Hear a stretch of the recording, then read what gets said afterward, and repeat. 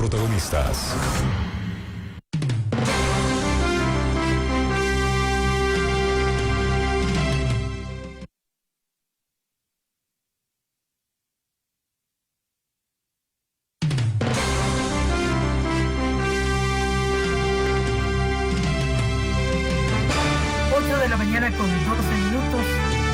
Y amigas, a inicios de programa referíamos al 7 de abril, que podría constituirse en un día histórico a propósito de la sentencia que deberá emitir la Corte Nacional de Justicia el día de hoy en el marco del caso Arroz Verde, el caso Sobornos, que tiene como uno de los protagonistas a Rafael Correa Delgado.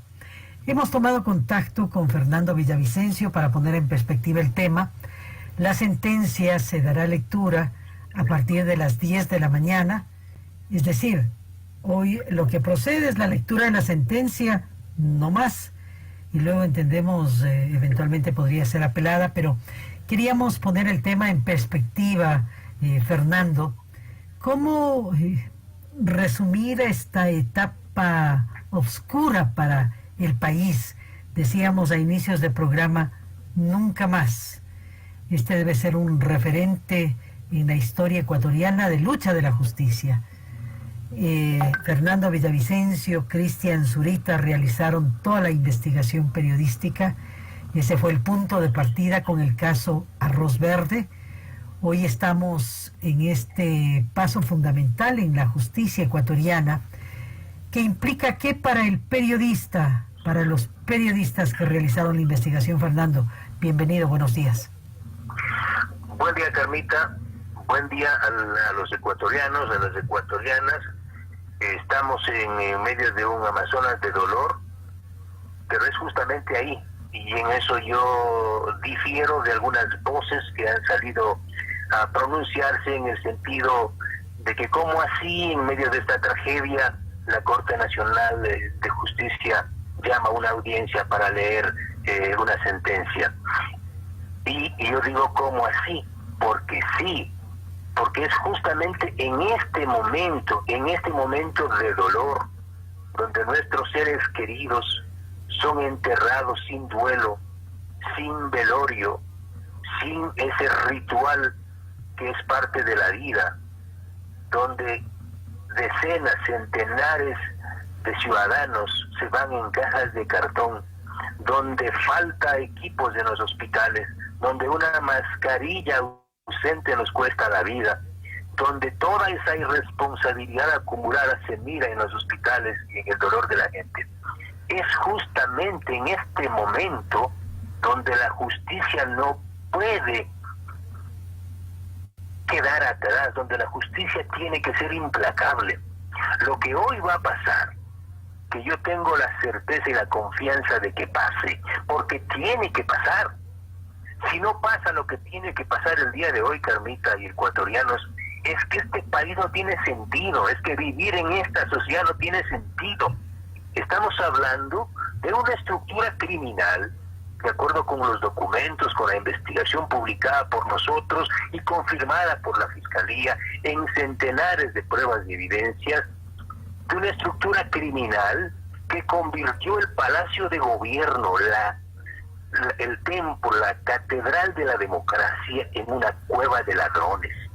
No hablamos de un proyecto político que cometió un error en nombre de la Revolución Ciudadana, no, Carmita. Estamos hablando de una banda delincuencial, como señala y califica la propia fiscal Diana Salazar. Y no puede esta banda delincuencial, que se robó los fondos públicos que hoy faltan en los hospitales, esta banda no puede quedar en la impunidad. Eso es lo que se juzga el día de hoy. Bueno, que se llevaron hasta el ahorro, Fernando, ¿no? Los famosos fonditos que los feriaron. ¿Cuánto nos hubiese servido ahora que se desmontó el Izquieta Pérez, por ejemplo, que se afectó el sistema de salud? Bueno, ahora vemos cómo ha funcionado la famosa salud. Como todo esto, como tú referías, Fernando, es un acumulado de las décadas pasadas, ¿no? Arroz Verde es pantalla donde los ecuatorianos pueden ver cómo la patria fue despojada de sus principales recursos. Y claro, llegó este virus letal y lo que hace es, de forma desgarradora, presentarnos las ausencias. Claro, ahora nos hace falta los recursos que ellos se llevaron, los recursos que se fueron en una refinería que no existe como la refinería del Pacífico, los recursos que se llevaron en un poliducto que no funciona como el poliducto Pascuales Cuenca. Pero no hablamos de $30, de $50 para comprar una mascarilla, un kit de alimentos. No, hablamos de $600 millones y un poliducto que no funciona. Hablamos de $600 millones de los contratos entregados a Odebrecht en la refinería del Pacífico que no existe. Hablamos de $3.000 millones entregados a Sinohidro en la construcción de una central hidroeléctrica que funciona mal y a medias. Hablamos de miles de millones de dólares que hoy se han convertido en ataúdes de cartón. De eso estamos hablando. Por eso es que el 90% de ecuatorianos hoy tiene las miradas y las esperanzas puestas en el Tribunal Penal, que con certeza y con seguridad, si hay la posibilidad de construir un Estado nacional en este país, hoy sentenciará a prisión al cabecilla de la banda y a sus seguidores, 21. A sus secuaces. A ver, Fernando, uno de los argumentos hasta el día de ayer, Correa es muy activo en redes, vemos una actividad al mejor estilo correísta de todo este ejército, como solía decir, ¿no? Los guerreros digitales están atacando a todo el mundo. Pero bueno, decía, él sostiene que no hay pruebas, que es una persecución política, que no se ha demostrado absolutamente nada. Recuérdanos qué arrojó la investigación periodística en el sustento documental fundamentalmente, Fernando. De acuerdo a nuestras evidencias publicadas, que fueron 11.000 documentos revisados, como 4.000 documentos concebidos y organizados y estructurados como parte de nuestras publicaciones, en ellos, ¿qué se demostró? Se demostró que desde el Palacio de Gobierno, desde el despacho presidencial, con conocimiento de Rafael Correa, Jorge Glass, Alexis Mera, Vinicio Alvarado, se organizó un grupo, una agrupación delincuencial, llamándolo ahora así, que entregó una responsabilidad a la señora Pamela Martínez, quien era la asistente presidencial de Rafael Correa, para centralizar la recepción de sobornos de dinero que entregaban las compañías contratistas del Estado, por ejemplo Odebrecht, o por ejemplo Sinohidro, Hidalgo y otras. Esto lo manejaba la señora Pamela Martínez con su asistente Laura Terán. Estos registros de los recursos que iban ingresando, ¿quién gestionaba estos recursos? De acuerdo con toda la información publicada y verificada por Fiscalía, ¿quién recibía y quién gestionaba estos recursos? Rafael Correa, Jorge Glass, María de los Ángeles Duarte y otros, Walter Solís.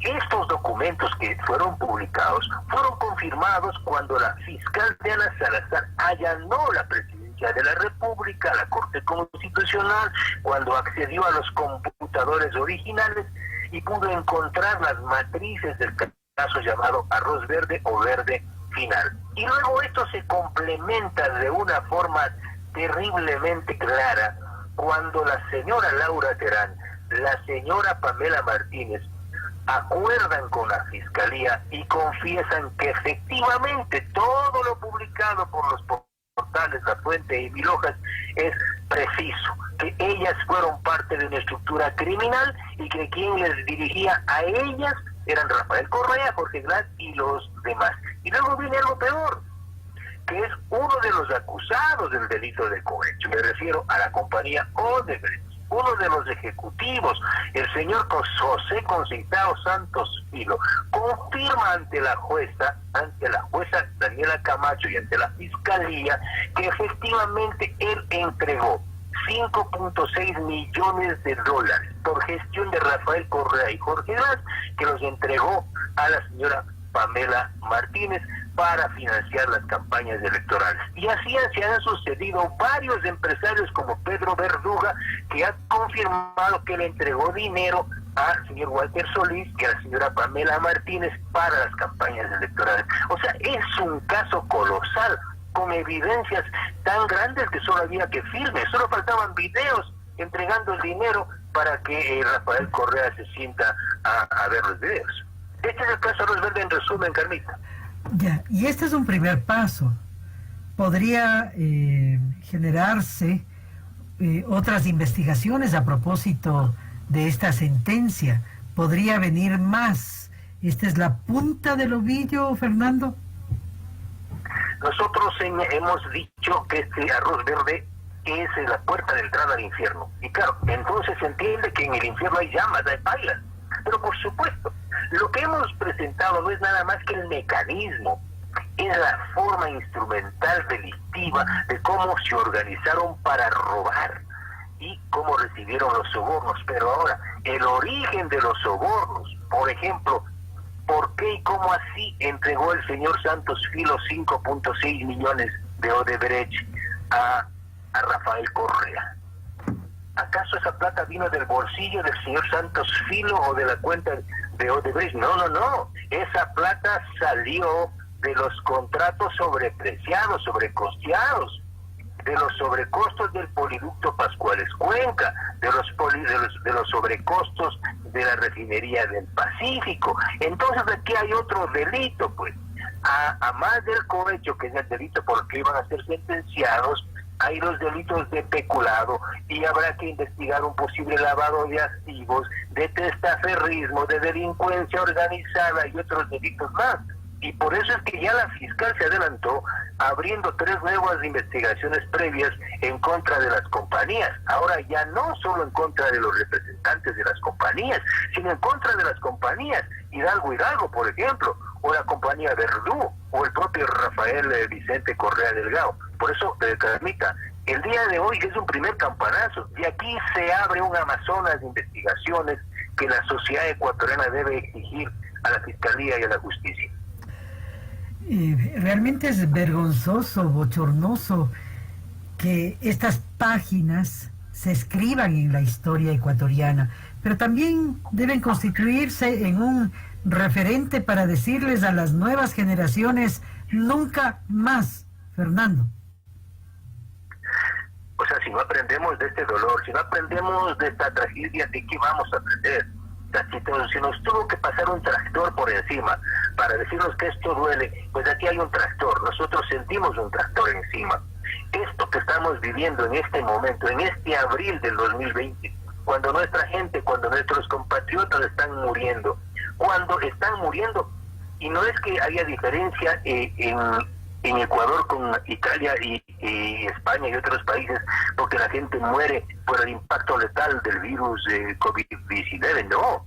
En Ecuador la diferencia es brutal y desgarradora porque la gente muere en las puertas de los hospitales, muere en los pasillos de los hospitales sin acceder a una cama, sin acceder a un respirador, sin acceder a las manos de un médico, porque la gente muere en sus casas, porque la gente se desploma en las calles y porque los cadáveres quedan en los patios y en las veredas y porque la vereda es la sala de los pobres.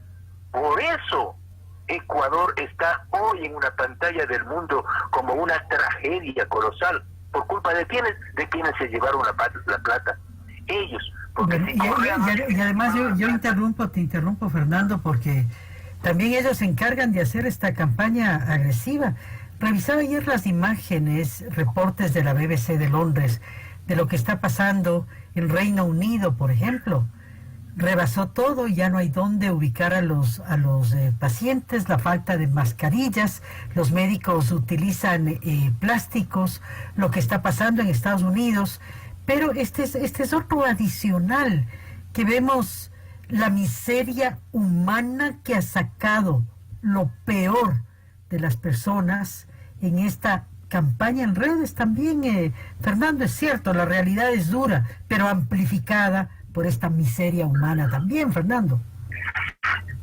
Sí, lo que me permití señalar en una entrevista reciente con Fernando Comín en CNN. O sea, entre las medias verdades del gobierno de Moreno, que intenta ocultar los muertos, y la campaña de denuncias de informaciones falsas, de fake news, como se llama, dirigidas por Rafael Correa desde sus enclaves y sus cuevas en Venezuela, en México y en Bélgica, es terrible. O sea, como decía Fernando del Rincón, es asqueroso, da asco que un político que quiere volver y salvar al país, como dice Correa, ¿sí?, haya organizado, ¿sí?, pretenda o no pretenda, se burle de los muertos, del dolor y de la tragedia, con el único ánimo de torpedear y de conspirar y de impedir que el día de hoy la justicia ecuatoriana anuncie al país una sentencia que ya está postergada desde hace 33 días. Y algo mucho más grave, acabo de leer un tuit de la colega del Diario Expreso, Marieta Campaña, quien da a entender que efectivamente habría una acción delincuencial de intento de hackeo de las cuentas de uno de los jueces para acceder a información privada. O sea, y la propia periodista da a entender eso, ¿no? Si son capaces o si fueron capaces de algo así, estos fueron capaces de todo y serán capaces de todo. Ese es el nivel de Correa, de Rafael.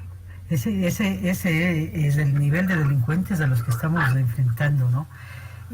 Realmente dramático. Estamos atentos, Fernando. Yo creo que debe ser un día, como tú has referido, en medio de la tragedia que vive el Ecuador. Este debe ser un antecedente que hable de ese necesario cambio de rumbo que debe tener la patria. Muchas gracias, Fernando. 10 de la mañana, estaremos pendientes. Esto se va